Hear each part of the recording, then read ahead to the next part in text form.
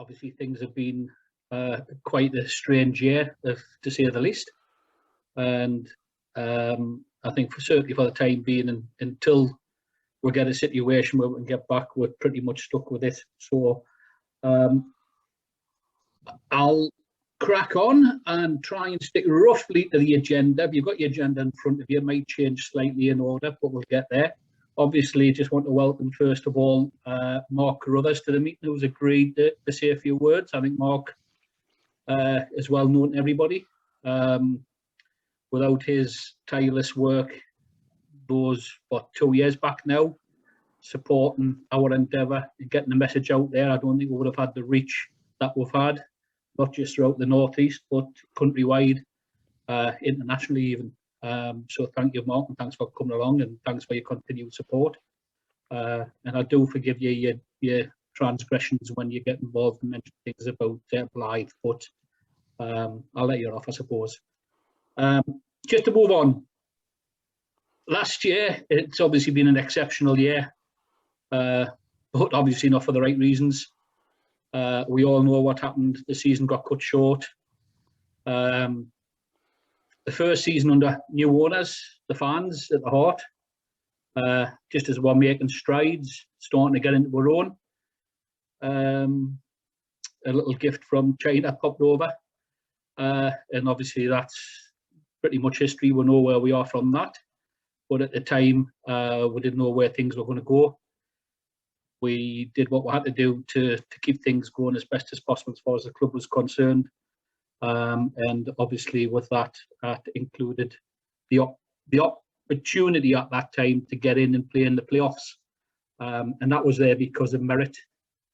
The squad started to come together. I know the few people at the start were a bit unsure what was going on, and you see the reports that pop up on likes of Facebook and Twitter. But I think Mike and Busted, you could see where they were going the turn of the year. We were doing really well, and that proved by the fact that points per game we got up there as a contender in the playoffs.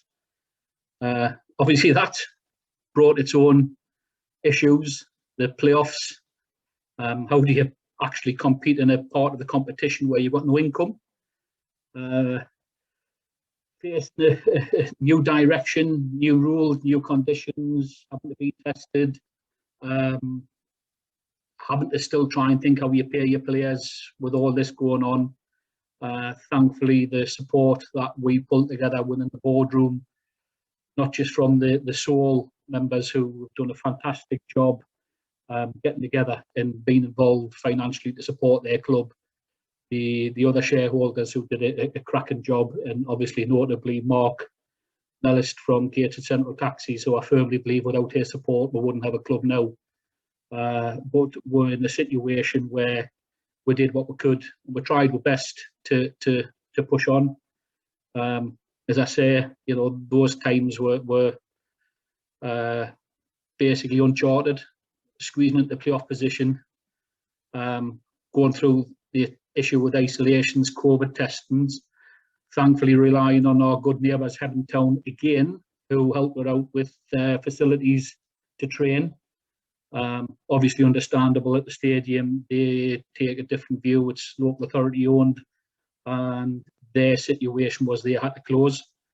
Thankfully Heaven Town helped with, and second year in a row, pretty much the same time of the year as well. You know, you think about it, but they've done a fantastic job in supporting Gateshead FC again.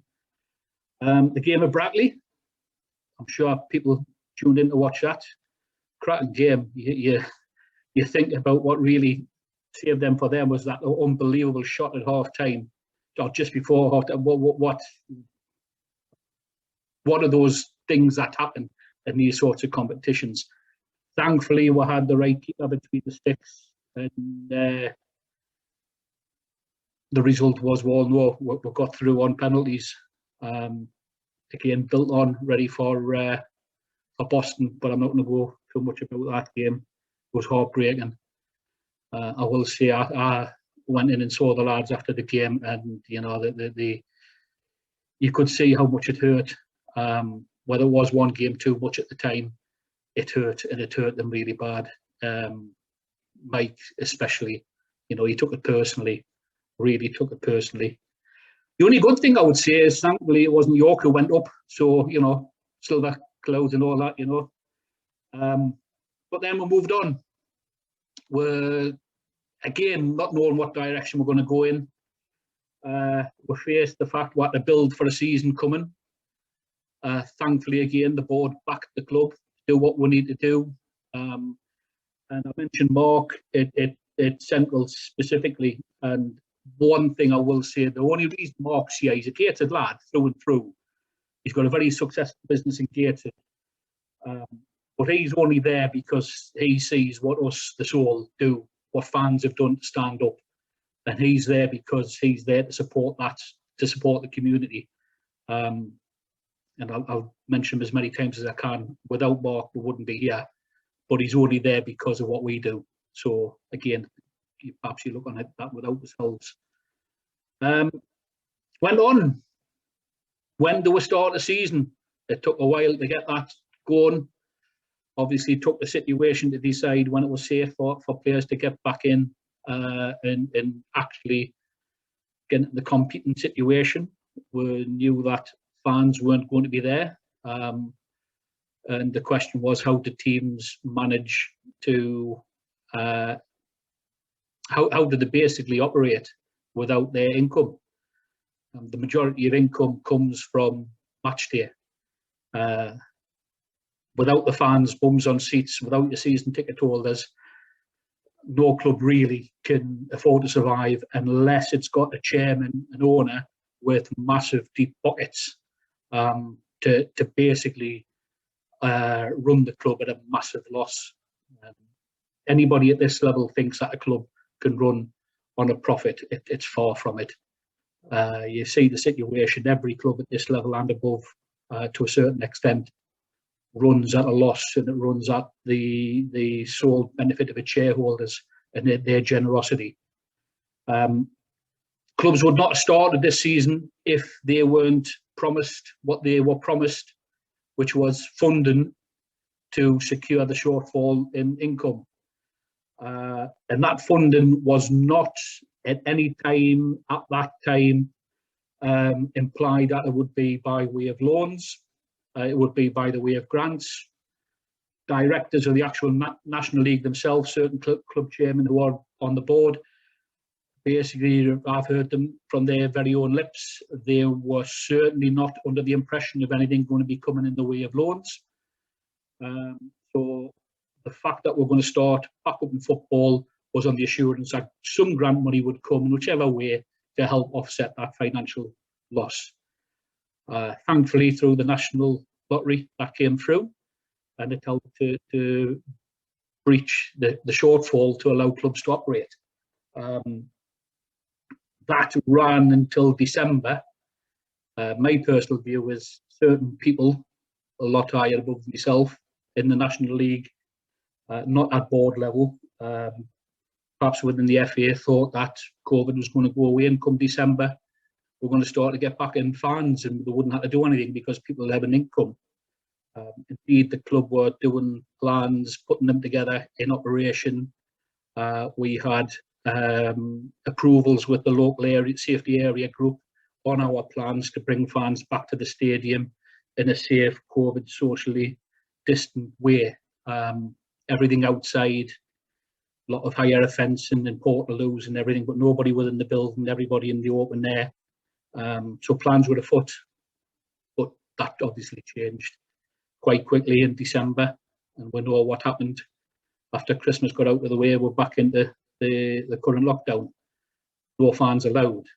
Before that, some clubs were fortunate to drop into a level where they were able to have fans, but that wasn't certainly the case within Tyne and Wear, and certainly for Gateshead. Then the question started to come, hold on, coming to December, we're heading for January, what's happening about the support and the funding that we're going to get next year? The National League weren't forthcoming very quick in any information, and it took really until virtually the end of January for them to come along and say, oh, it's okay, we've sorted it, you can have loans. Yes, okay, loans on very preferential interest rates, but for the sake of a season, it's tying clubs financially down, whether it be 10-year or whether they eventually come up with 20-year or whatever. It tied the clubs down financially to commit future budgets to see this through. Myself and Neil know personally of some clubs who were on the verge of going bust. They were at the verge of basically expecting something, finding nothing coming forward, and finding them in a situation where they didn't have money to pay wages in January. We all know what that was like. Go back 2 years, we know exactly what it's like to have your team not being paid. But this wasn't like that. This wasn't because of bad practice of your owners. This was because of misinformation and bad advice, in my view, of the league and the FA. And we had a situation where, what are we going to do? The league come up with a 2-week suspension to go away and look at it. 2-week suspension went through, give them the opportunity to come up with some sort of solution and have a look at it and try and find an alternative way. They did, through that time, arrange meetings for chairs and vice chairs to discuss the potential grants or loans through Sport England, which was interesting because they were talking about the fact this has been open since the middle of December. But it was the end of January before clubs even got a chance to know about it, even though they say it apparently was on the table from the beginning of middle of December. We took the decision at that time. Well, basically, if I go back a bit, the option was there to look at. We're waiting for the National League to come up with an answer of potential alternative sources of funding. What they actually come back with was a vote of null and void the season. Basically said, tough, that's it. Apply for a loan, show you're hard up and you can get a grant. We'll do it emergency funding, try and help you out quickly, or alternatively null and void. I don't think, and Neil might know better than this, but I don't think actually any clubs even now had any financial assistance come through, being awarded, or if it has been awarded, it hasn't gone in their bank account. So I don't know how bad some of those clubs have faced it, but hopefully that they've been in a situation where they've been able to save some expense and keep their existence going. We took the view at that time that with the option being really potential of tying the club down to future loans to see a season out, we don't think that's right. We don't think it's right to put the future hard work of the club, the supporters, the shareholders, to a financial commitment that's going to be there for years to run, no matter how little the interest may be or whether there's payment holidays. At the end of the day, it's got to be repaid back. It ties future generations down to paying off to finish a season. We thought it was right to stand by other clubs who are in a hell of a lot worse situation than us. We know how bad it is to deal with a club, as we said, being in that sort of situation through mismanagement, let alone being in this sort of situation by the bad advice they receive from the people who should have a duty of care to the clubs, the National League. So our decision to null and void was based on that. Because of the hard work we did over the last 2 years, perhaps we could have limped over to the end of the season, we could have managed it. But the important thing in our mind is the integrity of the league itself. Half a dozen rich owners with deep pockets who can throw money at this does not help the rest of the clubs who can't. Not just the ones who are really struggling, but even the ones in the middle, which I would class themselves at. So that's where we took this decision and why we took the decision, and certainly why I feel that was right.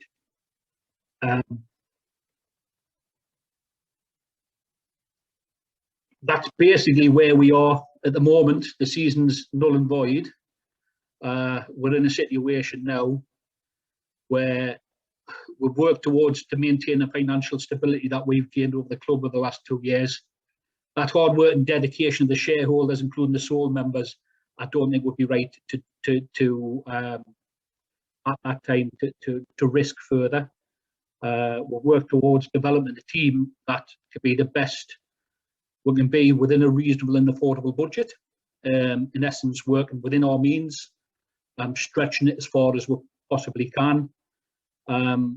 And certainly Mike, Ian and Chris, I think, are doing an excellent job with the constraints they have.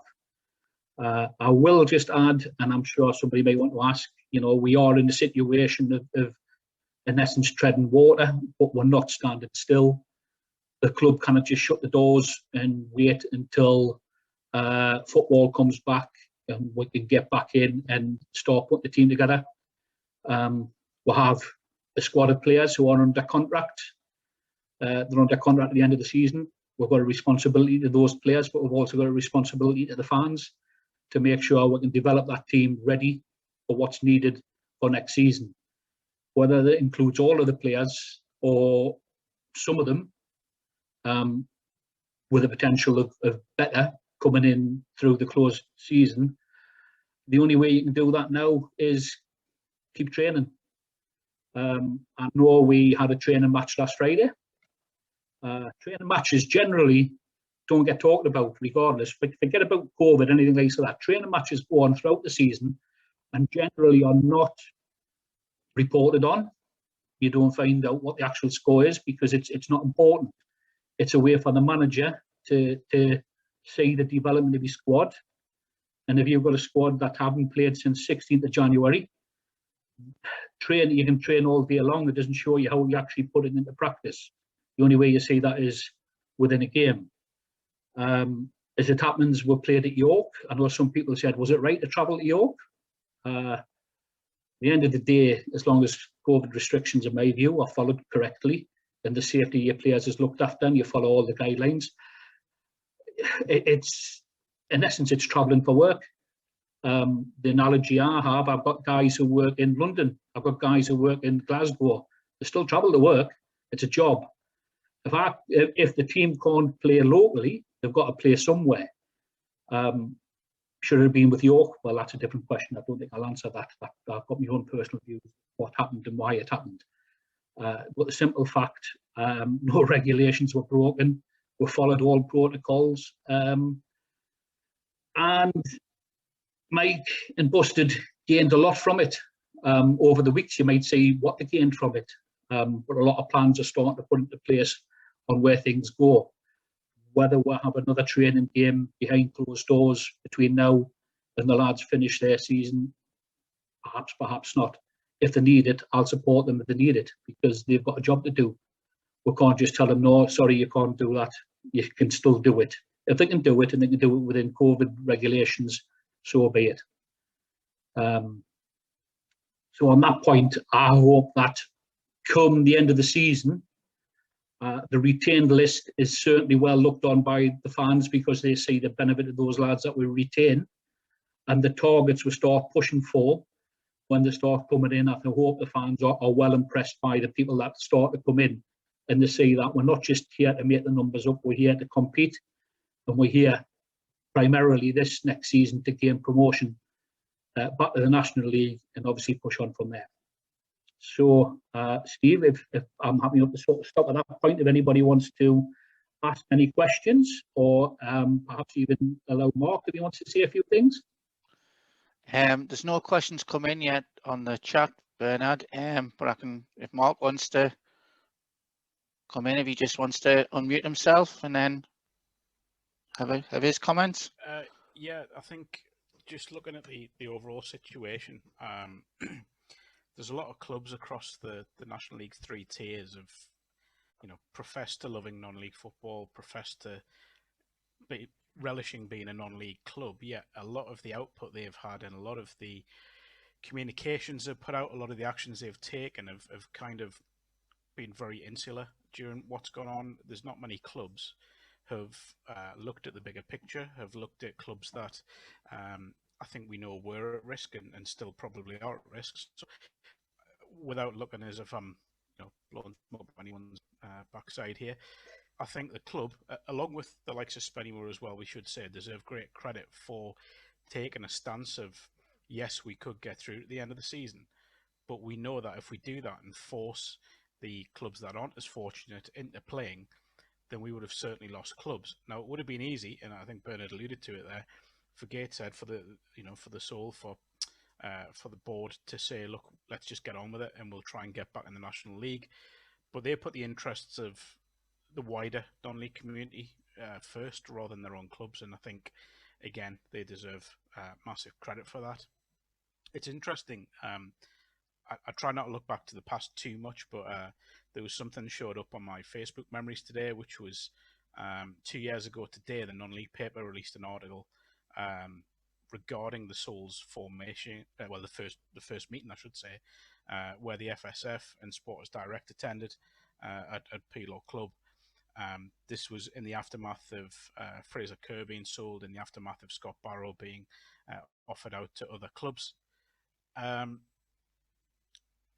I look back to that, and I think you all, and I mean literally everyone, deserves great credit for taking the club on from those very dark days when, I'll be honest, I was preparing to write an article about the club being taken under. However, I think the point has come now where it is a time to move on from that. Can you not forget about it, but certainly look at the next stage of the development of how a supporter-led Gateshead Football Club will look.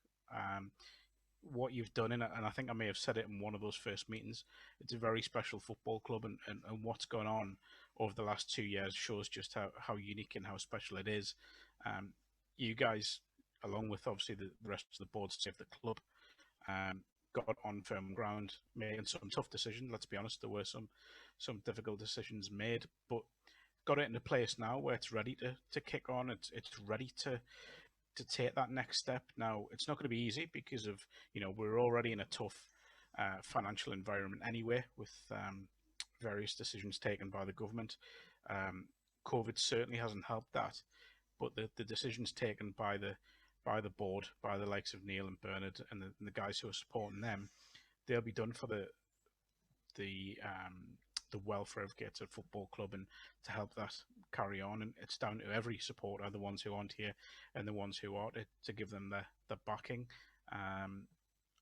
Being in and around the club, and particularly around the playoffs, just to echo what Bernard said, I've never seen Mike Williamson as quiet and as quite clearly hurt by a defeat as what I did that day down at Boston. I don't mind saying, at one point when I was interviewing him after the game, he looked close to tears, and that shows this is a guy that's played in the Premier League and the Championship. But I'd argue that defeat probably hurt him more than anything else. So these guys running the football side of it, the on-pitch side of it, they quite clearly care a lot. They realise that this is your club. They are representing the fans more so than they probably have in the past. So just really to say, just stick with it, keep getting behind your club, and keep doing what you're doing, because where the club was and where it is, it's moved on a hell of a lot, and you all deserve so much credit for that.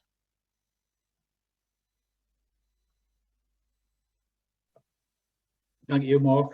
Just got a couple of questions. A question from Carl McGuinness, Bernard, regarding Carl. I'll unmute you, Carl, if you want to. I can find you in the list. Yeah, can you hear us? Yeah, feel free. Yeah, just Bernard, I know I had a few things to say on that training match, and just my final point on this. Obviously, I understand the development of the team. I completely understand that. I think my main concern around that was there's obviously a legal sort of battle going on between clubs who wanted to continue the season and obviously didn't get the one that they the result that they had hoped for. Obviously, they only by a couple of votes as well.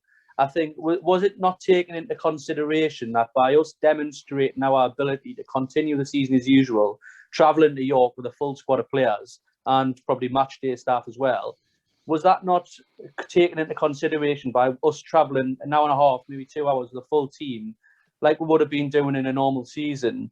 Does that not strengthen their sort of legal case to continue the season if teams that voted to null and void the season are demonstrating their ability to do so? Personally, no, I don't think so. For a start, the only people that travelled were the actual players and the coaches. They made their own way there. Some of them made their way there from a lot closer because they don't live in the area. So it wasn't like a normal day. The actual cost to the club Didn't have the usual additional cost on that. We didn't pay for bottles of water, for pre-match food. It was literally as though they were just playing down the road, but unfortunately they had to travel to York. They need, as I say, they needed to see the lads play. This, I take Mike and Busted's word for it from what I heard. The question was, is there anybody closer? No. Can I get anybody closer? Why do you need it? Because we need to see how the team goes. If we don't see how the team are progressing, there's certain decisions we cannot really make, and we need to make them. So on that basis, yes. As far as whether or not it gives anybody's legal case, I don't think that comes into it at all. There was a resolution put to members. Members voted. I suppose it's like, you know, the legal case should Brexit have happened. Mightn't have agreed with it. Brexit happened. You know, you get on with it. Some teams seem to think they can come up with something, and you know, they'll get together in back rooms and try and meet and try and come up with a reason. Well, can we get something to play on? The simple fact is, the main reason we voted a null and void is because we know that a lot of teams would not have existed if the season went on, and we think that's wrong. Nothing to do with, in essence, of we can play. There's certain aspects to do with COVID situation, but we'll follow protocols. We are perhaps within the league one of the clubs considered to have the best protocols going. We learned the hard way through the playoffs of having to come up with a protocol, come up with the necessary way to do things safely. There's other teams we've played against. Some of those teams who would love the season to go on couldn't touch us for the way we handle the safety of our players with COVID. So we can still maintain the safety of players with COVID. The simple fact is, you have to face, do you allow your team to continue and develop? And you kind of turn around. I've seen people say, well, if the manager doesn't know how good his team is, you know, there's something wrong. Well, if you don't see your players play, how can you make a decision? You haven't seen them play since the 16th of January. A lot of decisions have got to be made on every single player. Do we keep them? Do we let them go? You've got to see them play to see whether or not they've developed, or else you can't make the right decision. So on that basis, I've got no issue. Perhaps I'll say this. Personally, should have been York. I wouldn't have wasted my time playing against York if it was the end of the day. But I trust Mike and Busted if they say that was the only team they could get to play against. I trust them. And I'd also just like to say thanks, Mr. Hood. I'm not quite a Ricky Tomlinson yet, but I'm working on it. Question from Alan Burkett. Just asking about the soul in general. Where's it? We'll pick that one up when we get further down the agenda. Yeah. Question from Alfie. Alfie, do you want to mute yourself and ask your question?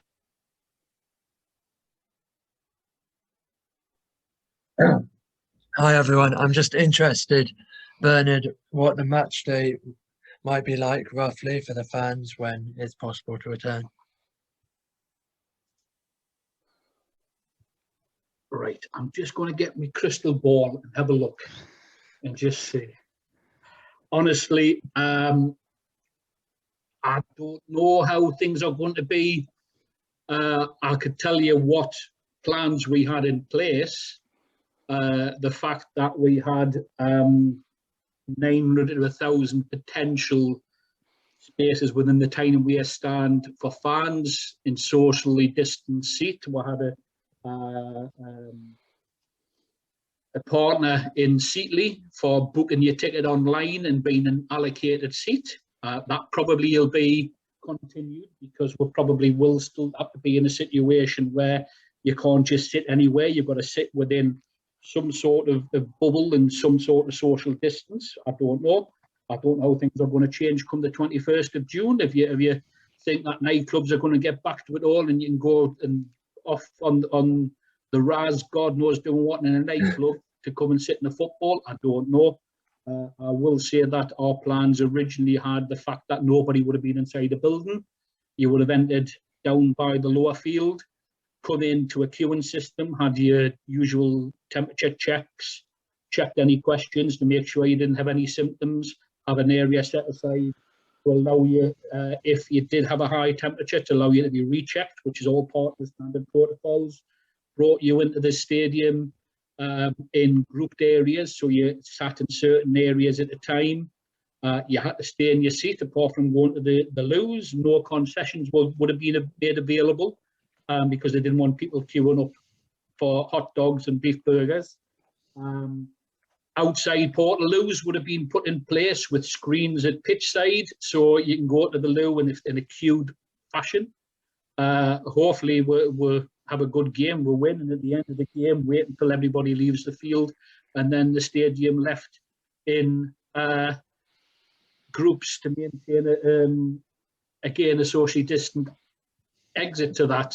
That also included the fact we had to look at crossing the dual carriageway, perhaps directing two sets of people, some to go over the crossing, some forcing them to go across the road bridge, so it would intersperse people into the community in essence without forming large groups. We had to look at the situation of how we were going to bring car parking, if car parking was going to be able to do, where we're going to be able to do that. All of these plans we had put in place, we had things ready, and we had an operational plan ready to go, but obviously things changed. I hope that we're in a situation where we don't need to go down that road. People are vaccinated, the risk has reduced, but we've come to learn to live with COVID in a different way, because I'm sure it'll still be there. The risk's reduced, but it allows fans to come back in greater numbers. Restricting our potential stadium, it doesn't just have effect on the number of fans you bring in, it has an effect on the fact we've got a higher Portaloos, we've got an increased stewarding situation, we've got to look for support from fans for seat marshals, because to get 900 people safely into a stadium, it could take probably 20, 30 volunteers to make sure that they do maintain that sort of situation. So from that point of view, Alfie, a good question, but at the moment it's still looking like a crystal ball. What I would say is if we were in a situation that said, yes, you can, but you have to maintain all the necessary protocols, we're ready to do it. We're ready. And we were ready for to be in a situation for the game against Blythe at the stadium. That would have been the first home game. But then you look at that, we had all those plans in place and we wouldn't have played the game anyway because Blythe had to pull out because of COVID isolation. Thank you, Bernard. Okay, no more questions on that, Bernard. So if we want to move now on, I know you switched the agenda around a bit, so we move on to the Soul update now. Well, I'll just go on a little bit there, which I thought was a good place to stop, just to give a little bit of an update on other things that are going on at the club. There's lots of things being worked on within the club at the moment, let alone the excellent work that I see yourself, Steve, and others within the foundation are doing. You know, you have played a fantastic role in supporting people within the Gateshead community through COVID. Obviously, we see all of the reports of Ben and the videos he's been doing, phone calls to fans, just ringing them up, just checking in, making sure everybody's okay. The work you've been doing is fantastic, and I know the developments that you've got and you are involved with. People have seen on some of the posts asking you about community football and such like, and things to get involved with. Obviously, there's the walking football, which you do a fantastic job. The club you'll have seen online pushing the Gateshead FC Academy. That is really starting to take off now. Neil has done a fantastic job in working together to develop the youth system, and it's one key aspect. We've always been in a situation to try and develop and get out there and be involved, not just our elite academy, but also with other teams within the Gateshead area, whether it be Fenner Magpies, Liam Rangers, Reggie Boys, all the other clubs that are within the Gateshead area. The outreach that's starting to develop with those is great. Obviously, we know how great it is with the ladies team, who did a fantastic start of the season. It looks like they'll get back together before us, which would be great to see if that's the case. They were flying up the league, knocking the goals in like something not right. So it'd be great to see them back, and it may be that fans get a chance to come along and see those games. I know some got to some of their games before all of the lockdowns came. We, certainly myself and others within the Soul and involved in Gates and going back with the old supporters club, we've always said that this club's a community club. The club's there. It's not just the ego of certain individuals. It's not there just as a first team, which, yes, you know, we want to see promotion after promotion, but it's also there to work within the community of Gateshead. I'll mention his name again, Mark from Gateshead Central. He does a fantastic job, let alone what he does with Gateshead, dealing with other aspects within the Gateshead community, supporting so many different charitable organisations, sports organisations.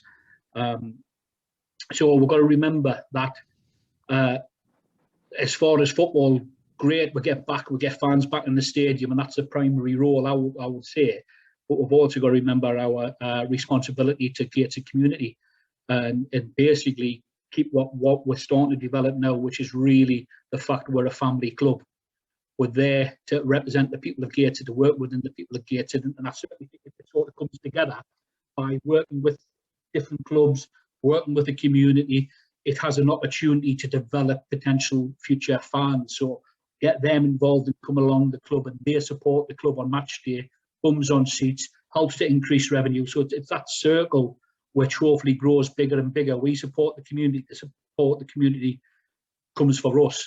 COVID has done a terrible job in knocking all that hard work we did beforehand. And I think we'll face a hard job rebuilding the fan base back to where it was pre-COVID. It'll take some years to do, not just for the fact that some fans may have decided to go elsewhere. They've got a football fix elsewhere because they were allowed as fans to go somewhere else. I think it's because other fans may find that it's too early to come back out. And I think that there'll be a lot of fans who aren't ready to come back to football, even if it's in August this year. So we've got a long, hard job to build on that. And I might mention it again because it needs to hammer home. We've got to build the fan base back up at the same time as working within the community and being a proper representation of the borough of Gateshead. So on that, I think I'll just move on. I'll just get my notes back up. There we go. I had a big highlighted point there, and this is, to me, says it. At last, we can truly say Gateshead FC are a community club, supporting its community from east to west, and that's what I think the Soul's about, and that's what I hope the club's about. Moving on to Soul update. Apologies if I repeat things as things move on and questions get asked and things go in different direction. I'm trying to hopefully not repeat too much. But basically, we have travelled quite a long way from those nights with hurried meetings of a few fans, open meetings with hundreds of fans, the protests we had, the demonstrations we had, and we can really say we pulled off basically nearly what people would have said was impossible. Mark alluded to the fact that he was starting to write the fact that that's it, the nails in the coffin, Gateshead FC's no more. People mightn't have realised, but we actually registered Gateshead Athletic Football Club, Gateshead Town Football Club, Gateshead Stadium Football Club. I think there's about 7 or 8 different company names were registered just on the case, because even then we were prepared for the simple fact that the club isn't going to go. Those charlatans who owned the club were not going to relent. They led with a merry dance towards the end of the season, saying we can help them sell the club. We found them a buyer that didn't follow through on their promises, and we were basically left in a situation where that was it, pretty much. I think there's one lad, Mickey Barris, I don't know if he's on today, but he said, you know, if it comes to playing with jumpers for goalposts on Saltwell Park, so be it. I'm not going back at them. Bandstands are in charge. Thankfully, it didn't come to that. An opportunity arose. A hurried offer was made. Neil did a fantastic job stepping in forward. And I think he probably played an absolute blinder. And Joe thought he was dealing with nobody to do with a soul. And subsequently, he bought the club. But then so did somebody else. But thankfully, we got past that. We moved on. Funnily enough, these last few weeks have felt pretty much like that time that we had so many phone calls through the middle of the night discussing how we're going to do this, where we're going to find the money, what we're going to do, are they going to do this? And we've been in a situation over the last few weeks where it's phone calls, what's going to go on with the league, what we're going to do here, meetings on Zoom. It's strange 2 years later, you still end up with sleepless nights. Thankfully, we got past that. We managed to pull the club back, but we also managed to pull some excellent people in to support with us, because we'll agree there's no way we could have done it all on our own. Absolutely financially, Mark did a great job coming in. He really stepped up, and I'm thankful he did. Trevor, a bit on the outside, he did a lot. He pulled the situation where we were able to join forces and sort everything out. Lawrence Dinnan, everybody knows Law. He's basically gated through and through. It was there to help sort it out. Some other fans who were able to help were extremely financially at the time, and without their loans we wouldn't have been able to do that. Obviously I protect their anonymity. We were also thankful to get Gareth Mordy involved, got a great football knowledge. Ben Clark, Sunderland player, I forgive him that. But we're able to pull a team together who are able to work with the same reason as we were there, which was for the benefit of the people of Gateshead, a community club that should be belong to the community, and they all work in the same direction to eventually be in a situation where that can be 100% likes of that. They're all there for the right reasons. Without their help, we wouldn't be where we are now. Thankfully, we managed to get the Soul Association registered properly as a Soul Society Limited, which is necessary to become a legal owner of shares. Steve, Alan and Tracy did a lot of work pulling that together, going through all the financial checks and everything else to be able to be in a situation where we can officially own the shares. Technically, we own the shares.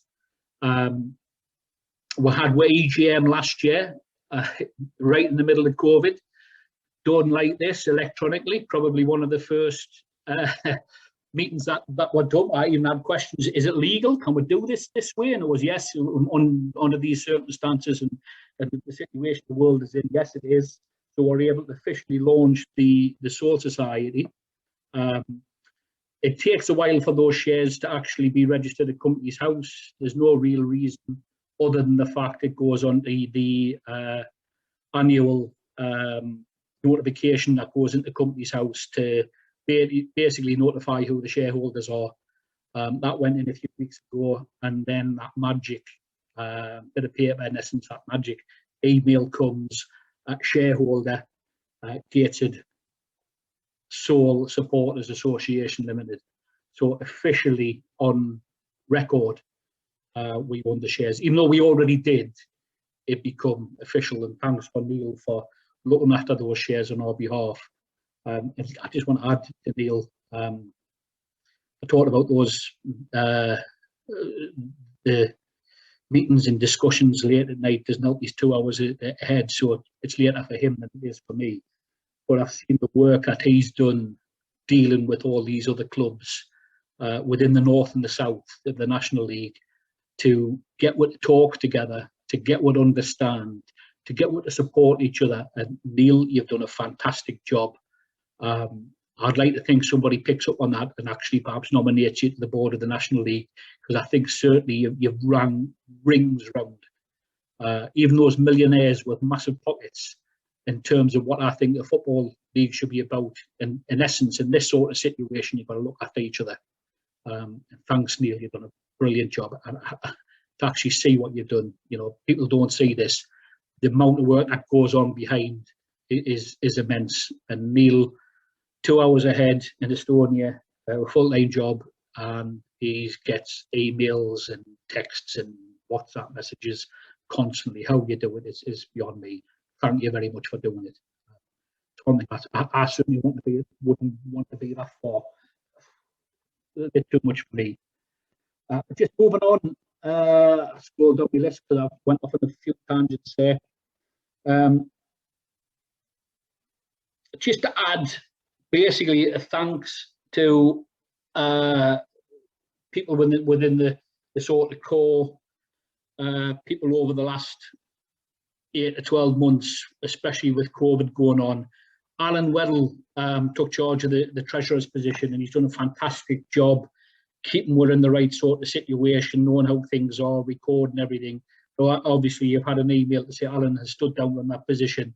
We are looking for somebody to replace him. You have big shoes to follow in with the work Alan's done. And I'd certainly like to place on record, thanks Alan. Your methodic way that you go about things is fantastic, and it certainly keeps us in the right direction. Dave Allen has come in and helped to fill that role there. Everybody knows Del Boy, Dave there, and the work he does helping Tracy with the merchandise is fantastic. And I will say this, over this last 8 to 12 months, Tracy's house has turned into Phoenix.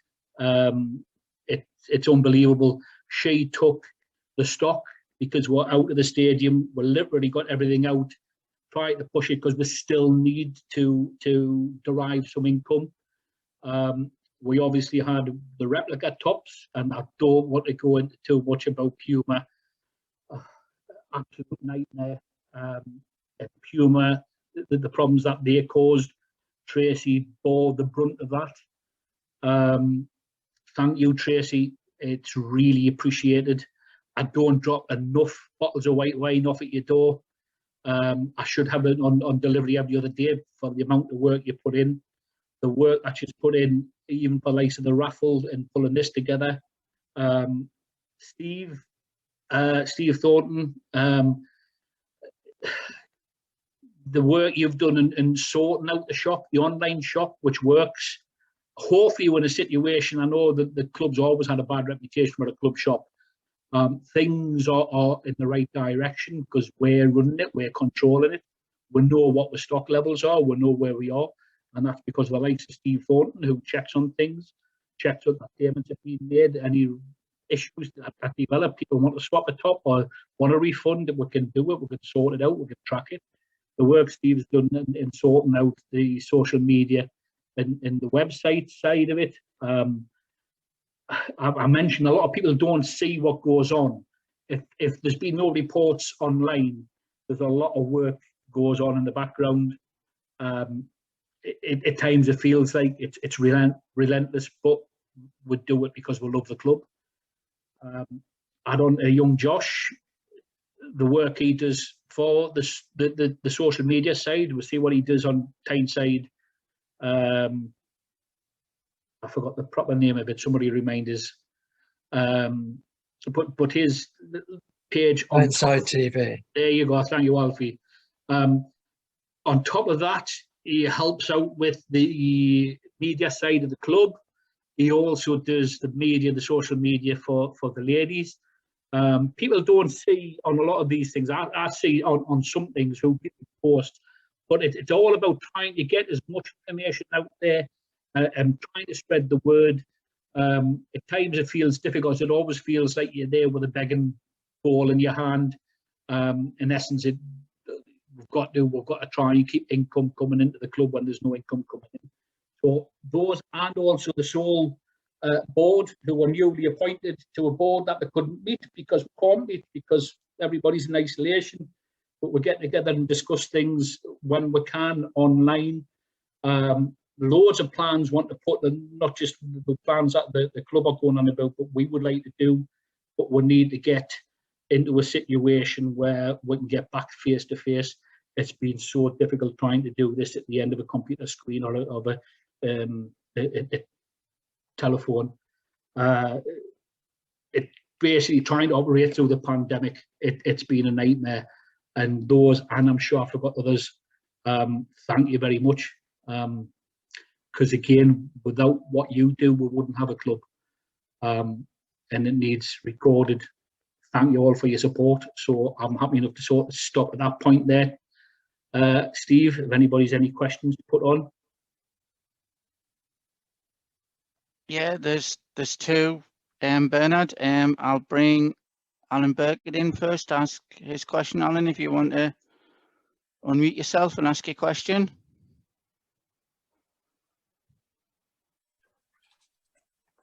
Hi, can you hear me? Yeah. Okay. It's been so long ago, I'll have to read.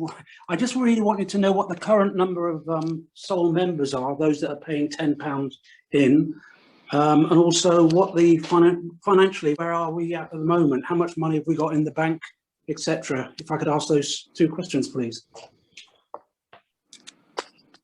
Yeah, Alan, I'll try and answer the best of my knowledge. We're just going through an update to see where we are. I'm going to take a stab. I think it's around about 120 paying members. I don't think over the duration of the pandemic we've lost any. Probably only a couple, which considering people's financial situation, which I'm always conscious of when you keep asking people for money. That, you know, we're in a different world now. Financially, we're in a good position. We'll come on to the crowdfunder. We'll have obviously donated some of that already to the club, and we get basically, when the club's in the situation where the club needs to have its finances topped up, we top them up. The actual figure off the top of my head, I'm not too sure, but it's healthy. It's never been in a situation. I go back 10 years with the club where the supporters are sitting on a situation where we're ready to support the club financially. Bear in mind that as a 20% shareholder, we have a duty to fund 20% of the loss of the club annually. So on that basis there, you top that up. You know, it's in the region of, you know, close to 50 grand that we've got to look at to try and raise annually. We're in a situation where we're certainly working well towards that. We're probably in a situation where the club needs its help more now, and we're ready to do that. We're ready to help the club out to get it over these months of treading water until hopefully we're in a situation where the club can start developing an income. We've obviously got to bear in mind we're going through the process with the club, and somebody may ask a question later. We've got to look at the fact that the club has a responsibility to its season ticket holders. And there's a financial burden there that's got to be dealt with. But once we know exactly where we are and where we're going to go, the club will come up with some options to do that. But that money, in essence, has to be looked at to make sure it gets covered. So it all boils down to it. But we're in a situation where 120 members, on average, that's pushing close to 15 grand a year that we raise. The biggest form of income, obviously, on top of that is the crowdfunder. The excellent raffle that will be getting drawn, you know, it's great. That's done so well. The merchandise side would do really well on that. I've got I don't know if anybody's seen on Facebook, I've put a little bit of a new icon on my name. I don't know if anybody's realised, but there's a t-shirt coming out shortly. As soon as I have that there, which again is there to generate income. So without getting too much into it until we have our final accounts checked and prepared for the annual, we're financially doing okay, but that won't last long. with the current situation of where we could be going with the club. Can I ask a follow-up members are doing question? really well. Yeah. Is that okay? Yes, Alan. Thank you. Of those 120 odd that are paying, are they all paying £10, or is it possible to pay more? You can pay more, some do. Well, I certainly would like to do that. So if, By all means, Alan, that would be fantastic. All you need to do is just drop the sole email a line, or just change your direct debit to cover that. Some pay a lot more. The minimum contribution, and that's what it is. The minimum contribution of £10 per month. thank you for that. Really appreciate that, Alan. Bernard, could I just add to the point, just with regard to funds and where the soul is, with us now being a society, we're actually officially regulated by the Financial Conduct Agency. So our accounts each year basically have to be audited. So our account year end for the official end of the first year of the soul is May the 31st. At that point, we will be getting external accountants in to audit it. And those accounts are basically published on the FCA Mutual Societies website as well. So as I say, when all the number crunching's been done, everybody will be able to see where we are financially, and the actual figures are actually audited officially as well. So it'll basically be accounted to every single penny. And as I say, Bernard was saying, Alan was maintaining that, and we're looking for somebody to take over from that in the future, but we will be producing the official figures after May once they've been audited. Just to add on that, Stephen, as well, we are looking for suitably qualified accountant who can do the audit on our behalf. If anybody knows of any accountancy firms who don't mind doing a little bit of freebie works, get in touch. Come May the 31st, they have to be audited by, I believe, a chartered accountant. Yeah. And on that basis there, if we can get somebody to do it free of charge, a lot better to spend a few hundred quid. So please, if you know of anybody, if you know of any accountants, and if you fancy doing a bit of arm bending, it's all in the good cause, because at the end of the day, it's either money in the club's pocket or money in their pocket, but it's got to be done. Yeah. Another question from David Ray, which I'll be able to answer. Bernard, he's just asking, is there a new badge for the soul? Basically, David, the emails that were sent out from the soul now, we have basically the image of what was the badge. That was the 2021. We were, just before COVID was going to be, before COVID came into place, we were going to raise a new competition for kids, etc., to basically design the badge for the soul. Well, we're having trouble with the old image of the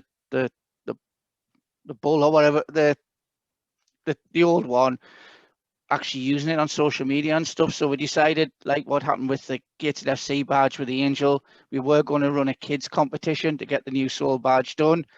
And unfortunately, as I say, COVID happened, couldn't do that. So Alan Price came up with that little logo, which is now the soul sort of motto, sort of similar to that. And yeah, we'll never want to forget. Yeah. So we will, once the world's back to normal, the soul will be launching a competition for junior artists, let's say, to try and come up with a new soul badge. It doesn't have to be, you know, high spec designer.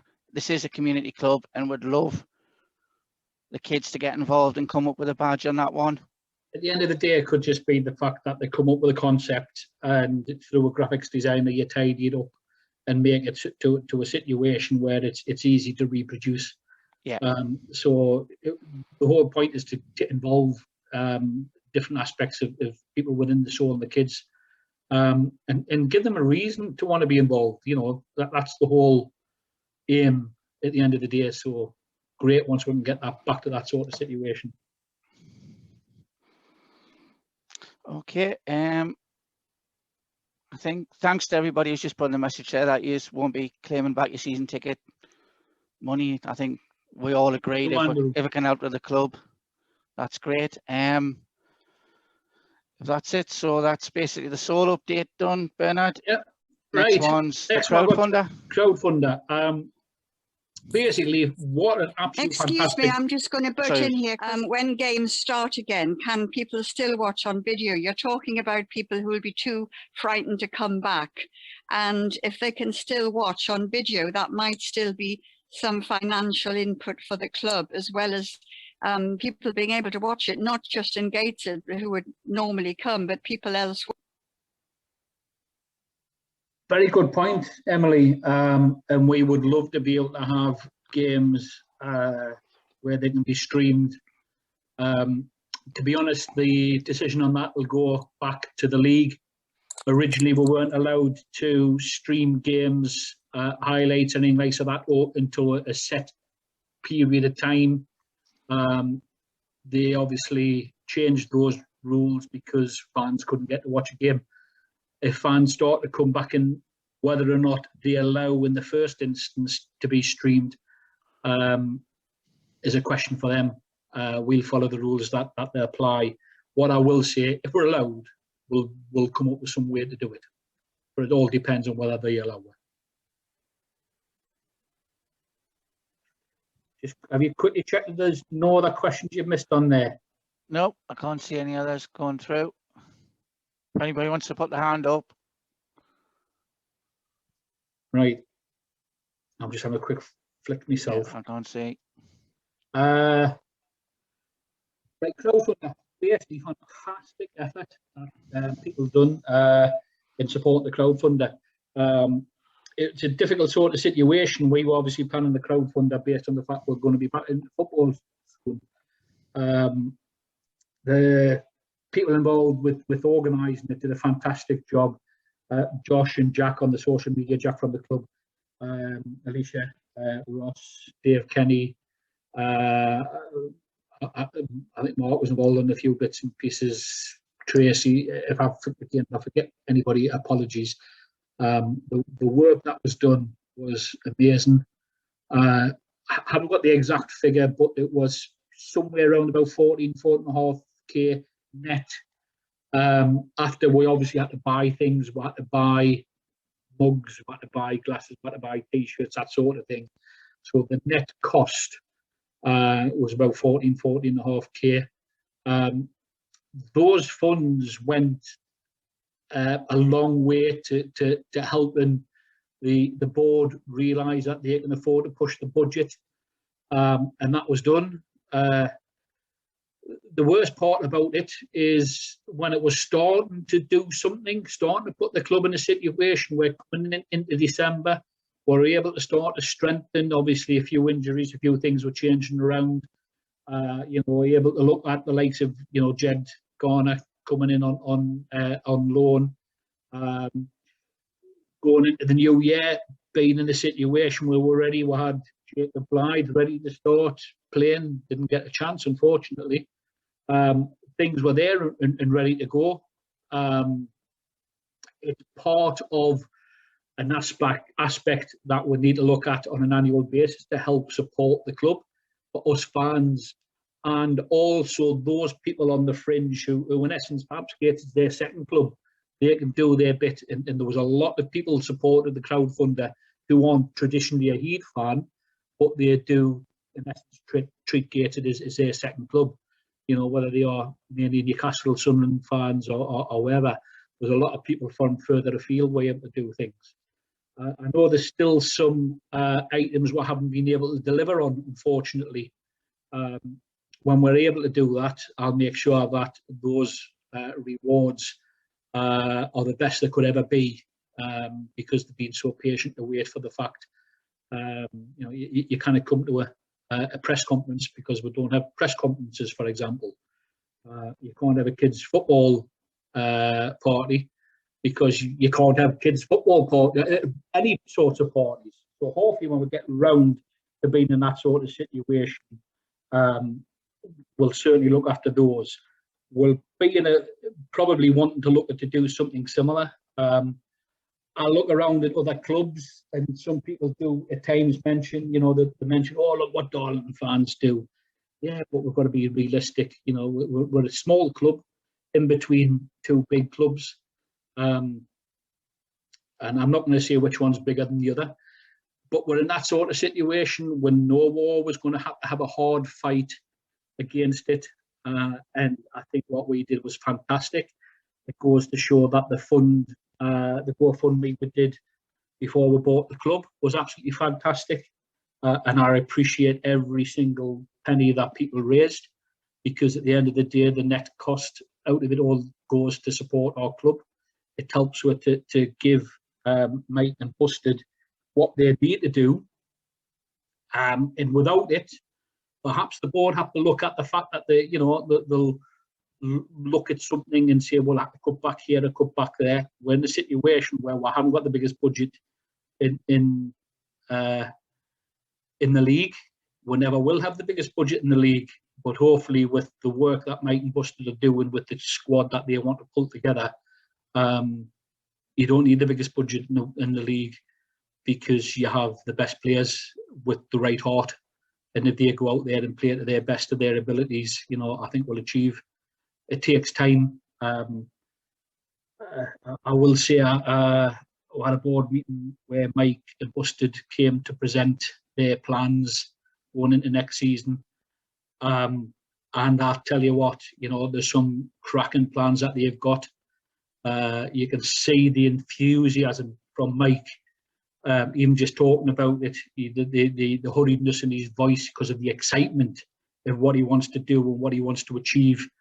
And with the likes of Busted and Belly, Chris Bell, fantastic.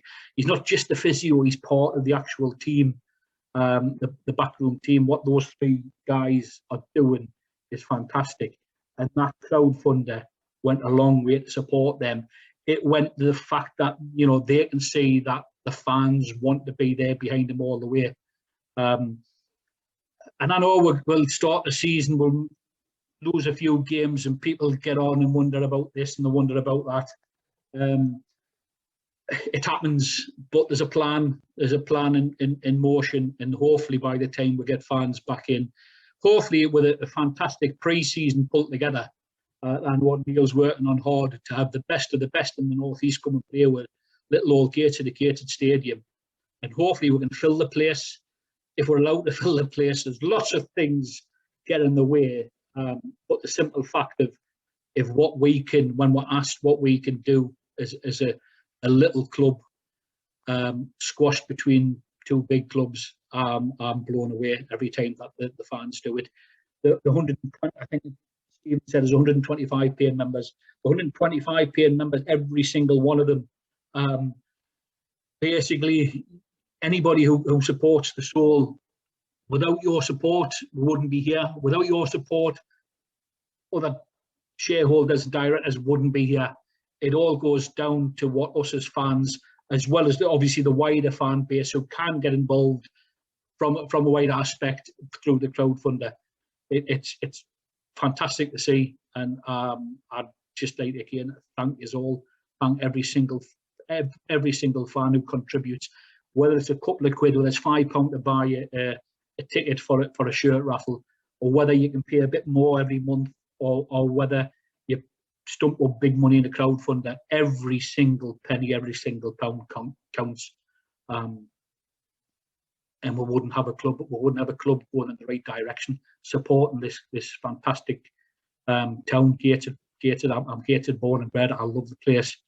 I've born about 1.5 miles from the stadium, and I just wish I'd have found the club myself. People know I came late to the show. I wish I'd have went a hell of a lot earlier instead of wasting my time across the water.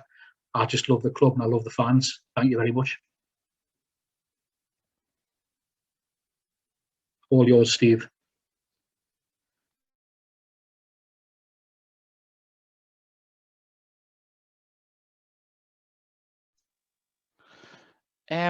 Neil Clark, I know you had a question about the crowdfunder. I'm just wondering, is Neil and Joe, which is in the list, is that Neil Clark? Yes, it is. Yes, cool.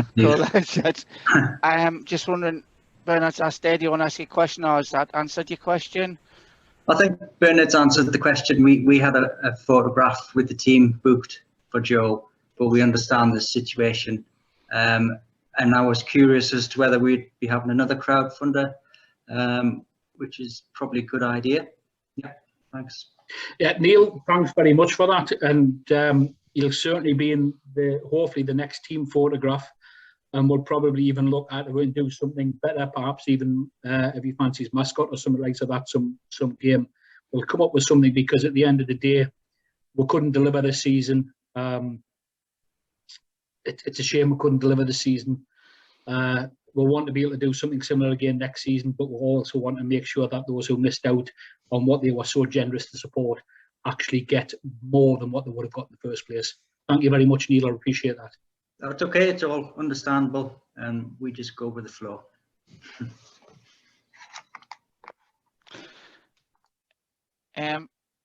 I don't know, Bernard, if the next items. Well, one point, just future events, or if before you Mark do, wants to. I'm just picking. Hold on, I'm just picking up a couple of questions there. Colin McInnes, has there been any word from the National League as to when they expect the new season may start?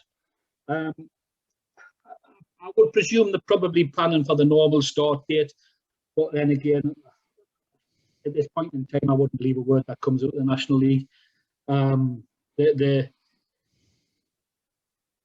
In August, I would expect nothing definite, so we'll just wait and see. All I'll say is I'm hoping that we've got such a fantastic squad ready to go when it happens. But before then, we've had fans in there and seen at least 3 massive games before then, if not more, at the stadium in a pre-season friendly.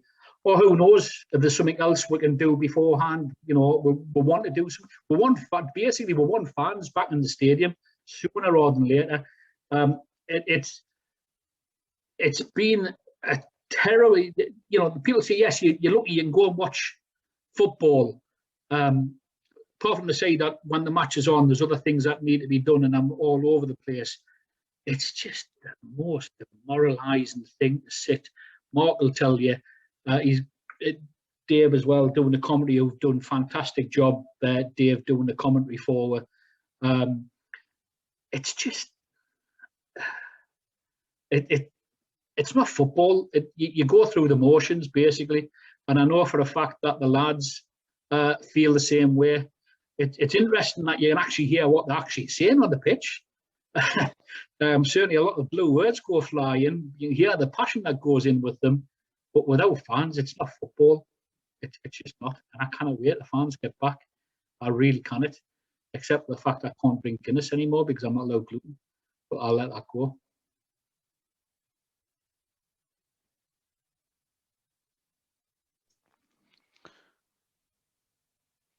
Okay, I'm looking. No more questions there. I don't know if Mark wants to make a couple of comments on what's just been covered, or. Yeah, just on that, I think Neil's. I'm just cut another one from Carl. Yes, as soon as we can play football, if we can pull something together, we'll pull something together. Pre-season friendlies, you know, rather than the time that the squad's there and we're able to do it. We just can't wait to get fans back, Carl. So hopefully that's answered it. And Mark, thank you very much for coming along, Mark. I don't know if people realise the part you played in getting our club back. What you did was above and beyond. You played a massive part as an unofficial press officer. You played a fantastic part for myself in helping to get the message around and making sure that the message that I put out was sensible and understandable. And without you, we wouldn't be here. I really appreciate it. And thank you very much for coming along today. So, all yours. Yeah, that genuinely means a lot. You know, I know obviously I'm neutral when it comes to North East non-league clubs, but I think having seen what the club went through 2 years ago and how close it came to going, I don't mind saying that the club has got a special place with me. I mean, you know, when you're taking phone calls from people at 11:30 and midnight to get updates on what's going on, and when you're expecting some sort of progress from the other end of the world at 2 o'clock in the morning, then finally get the phone call to say, look, the deal's, you know, all but done. It it was a relief to me as much as it was to anyone, because no one, and again, I think I said this in those initial meetings, nobody wants to report on the death of a club. I've done it 3 times in the Northern League, and I certainly didn't want to do it to, you know, one of our biggest non-league clubs and one of only, what, 4 or 5 professional clubs in the Northeast. So in terms of games, I'll echo what Bernard said. Firstly, I will say it's an absolute privilege to be able to go to games when supporters can't. It's not as much of a privilege to have to sit beside Mr. Gaddis for a couple hours, but you know, we all have things we have to go through. But no, jokes aside, it's been a real honour to be along tonight and to see the sort of passion and just how much the club means to supporters. And as I said earlier on, just keep doing what you're doing. You're doing a very special job to keep this club going, and just to take it to that next level where it should be, where it should have always been. And you know, if it wasn't for the actions of others who we'll not mention, it would still be there and challenging, I've no doubt, for a place in the Football League. I've got an article coming out over the next couple of days looking at non-league players that have progressed from North East clubs into the Football League, and needless to say that given the club's success in helping players give a platform to players, you know, they feature quite heavily in that. There's a lot of passion at the club that's matched, a lot of the fans' passion is matched inside the club, and you know, just stick together. I know it hasn't been easy these last couple of years, but just stick at it and keep going, and you know, let's get the club back to where they should be, and then kick on from there. Okay, thanks, Mark. Anything else from the just an idea?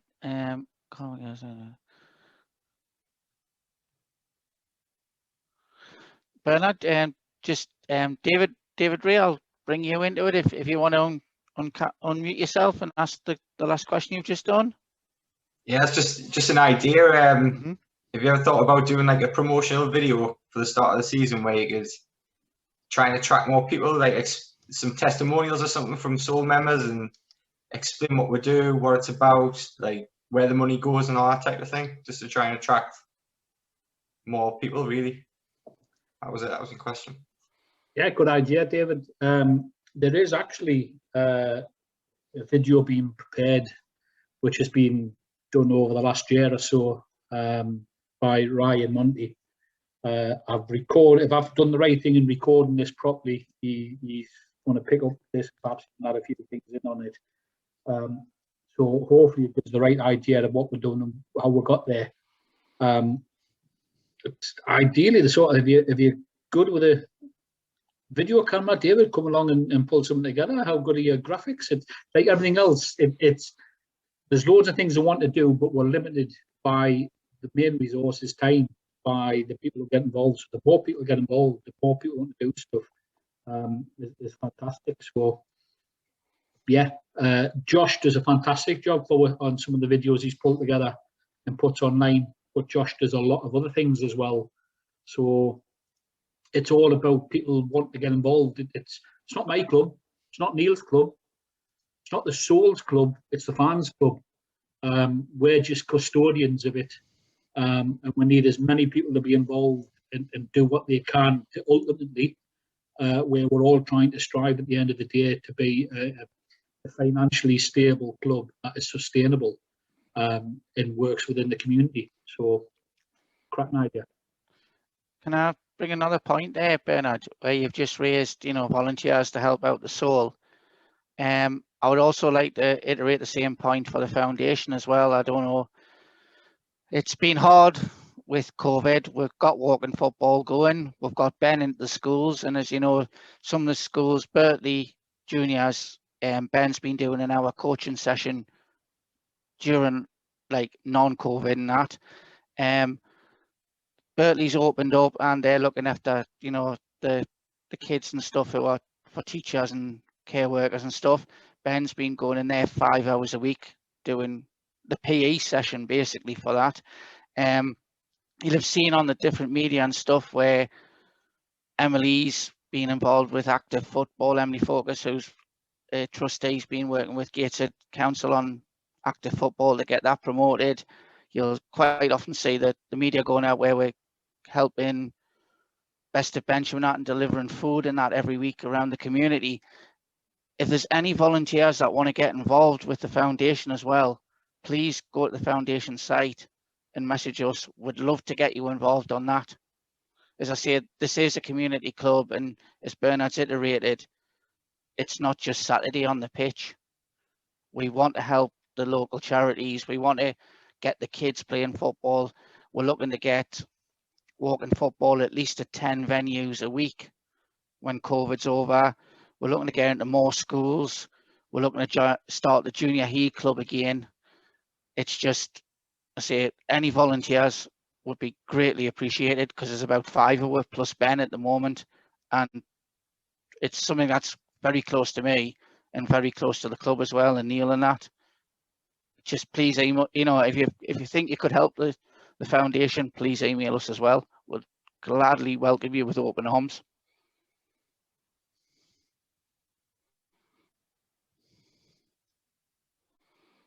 Thank you. Anybody any more questions you want to ask? Anything? Alfie's just asking, could he get involved with the club behind the scenes? Alfie will be in touch. As you know, you've been a volunteer in the past, helping out on a match day. As soon as things are back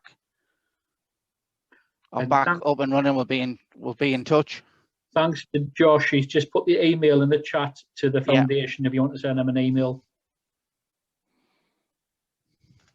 And Neil's saying there might be a video to watch next week, so keep yourself an eye out for what that is. No idea. Okay. The most important thing, because people aren't here to see who's won the shirt. Yeah, we've got future events next, Bernard.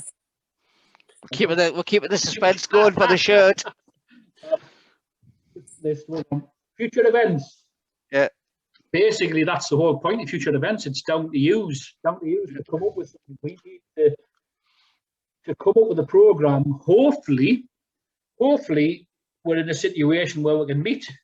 We didn't get a end of season presentation last season. We haven't really got a one for this season, but perhaps a combined last season this year. I'm sure we can come up with something. The regular online fundraisers that the Soul have done has been fantastic. Mainly likes of Steve and Tracy and Dave pushing things. The Raffle's fantastic. That the over 100 tickets sold. I haven't got the exact figure, but there's £500 straight into the kitty to support things. We are also looking at, we've talked about it, an old boys type of event. I know Mark's close with some of the old lads. Ben would love to get together with 20, perhaps Curtis, Baxter, perhaps a few others, some of the lads from the Wembley squad, come up with a night to look back, have a laugh, raise some money. Obviously, the crowdfunder's on the door. Something will be coming along the lines for that. But it's really down to yourselves. What do you think people would like to see? What are you willing? If somebody says, "Look, I don't mind running something for you," we've had some successful race nights. Somebody turn around and say, "I don't mind. I'll go and run a race night for you." Dave's put his hand up. Is that you? Yeah. Go on. I mean, future events, I've been sitting doing pub quizzes, and I've had 1 or 2 venues sort of organised to do one for the ladies team, do one for the club, have a pub quiz sort of called bingo night. And, I'm getting prepared. So it's just a case of when we can get together safely with a decent crowd at Pilo, the Aladdin Club. They've all said the welcome us back. So when we get the go ahead for that, just need the support, and they're good events. We can make some good money. So I'm not wasting any time on the allotment, as somebody keeps saying I do. There's stuff going there, and we'll make some money. Yeah, certainly. I think Carl's just put on there. Scroll back. Is there scope for a restart of season do once restrictions opened up, hopefully, in absence of an end of season do? Yeah, you know, perhaps if we get opened up earlier, we can have an end of season do, and before the start of the season. Who can remember the times we used to meet the squad before the season started, or just as the season had started? We can get back and do that same thing again. So that's a great idea with that. Chris has also asked for a Gateshead Legends versus a I'd love a Gateshead over the water Legends. I'd love a Gateshead v Newcastle Legends to bring the money in. The only thing we'll watch is how much the Newcastle Legends want to pay to come to it. But if it was financially viable to us, it's something that's worth looking into. I know they looked at it that season, we don't like to mention. But yes, certainly. Love a bit of card bingo, Dave. Definitely will love a bit of card bingo. I think it was the best thing we ever come up with, card bingo. It was a great way to earn a couple of quid quickly. Yeah. Anything that's available, and the sooner we can get back. We just started doing the back on the regular quiz night, Dave, and then everything stopped.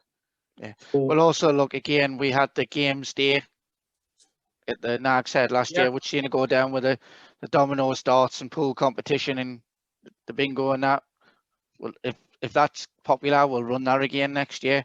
One thing I'm keen to do before the end of what would have been the season is perhaps even organise, perhaps as a way to advertise what we've got coming, what we've got planned, a Zoom meeting with Mike, Chris, and Busted. You know, I'm sure they'd love to be in a situation to sit and talk to fans. I'd like to say this. We are so lucky in terms of Mike being the manager of Gateshead Football Club. As a bloke, he's an absolute gentleman. He doesn't need the hassle, doesn't need the money, but he's there. And you see the effort he puts in and the professionalism. It's absolutely fantastic. And you also see when things don't go to plan, because things don't go to plan, you see, and that's the hardest thing for me. I see the hurt. But I also see the fact he stops, he composes himself, he puts on a brave face as he did at Boston game. I saw him, Mark, he was crying before he came and saw you. I saw him in the changing room. The tears were definitely in his eyes. He pulled himself together to come and face the press, as it were, you know, friendly press at that. You see that, and I know for the fact that they love to talk to the fans and get as many fans on, if nothing else, promote. Hopefully, after people have gone away and said, oh, I fancy doing this, I'll help this, and we can build a massive list of activities, which not just only pulls we're all back together and starts the process of getting back in the swing, raises a few quid to help with at the end of the day and play our part. Yeah, I agree with Chris. Chris just mentioned one sort of Legends game ourselves. I'm sure Mike must have a few Newcastle contacts he can do without going through. Might be able to try something like that. Good idea. Definitely, Mark, you'd be a perfect host for a Zoom. Yeah. After you're booked in, I'll tell you what. Yeah. I thought that was a given, that one. That's the sort of volunteers I like.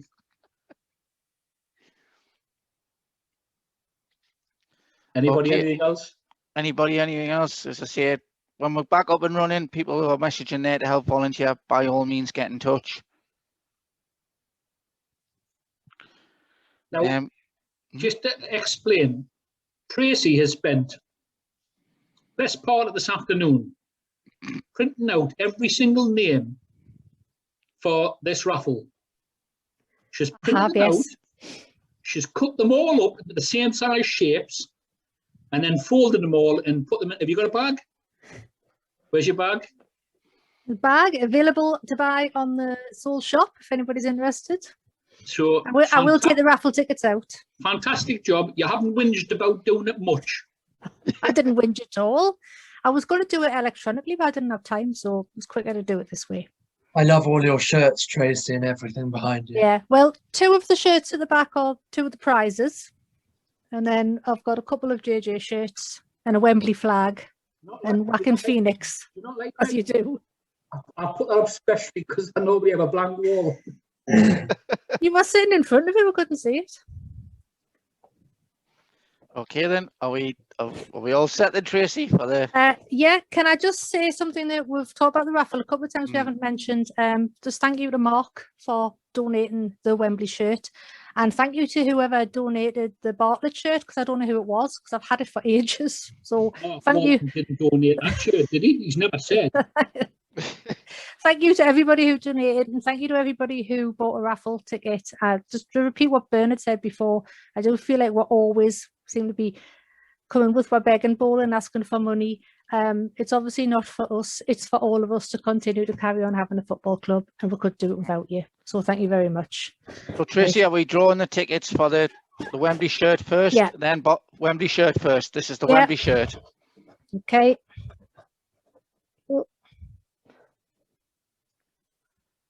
And the winner is, I can't get it open, I folded it too well. It's Colin Lockhart, who I don't think is here, but let him know about that. And this is the next one is the Bartlett shirt. Yes, and the Bartlett shirt is, and because I have folded them very well, is Callum Chambers. Callum Chambers. And third place, Tracy's special goodies bag. My goodie bag, not the bag, a bag of goodies, or a box of goodies. And that goes to Chris Hewitt. Chris Hewitt. Well done, those. Thank you very much. If they're not in the meeting, we'll be in touch and work out how we can safely get them to them. We'll either get somebody to drop them off, or if you're not in the area, we'll send them by registered post. Obviously very valuable. Yeah. Okay, I don't know if anybody's got any final questions, if Bernard wants a final sum up or Mark wants a final word, but I think if everybody's done, I'd like to thank you for participating tonight. And now the Soul's got a Zoom license, we'll probably be doing more of these more regularly. Yeah, thank you all. It's much appreciated. As I said, you know, from the heart, you know, without the fans at Gateshead, I wouldn't have come and followed Gateshead in the first place. It's a family, and what everybody does within the Soul and other fans as well is unbelievable. For me to be able to play a part in what I do, I don't take it lightly. I feel honoured to be able to do it, and I hope I do the best job for you as the fans, and I really appreciate it. Thank you very much. Thanks for coming. It's really appreciated seeing you all. Thank you.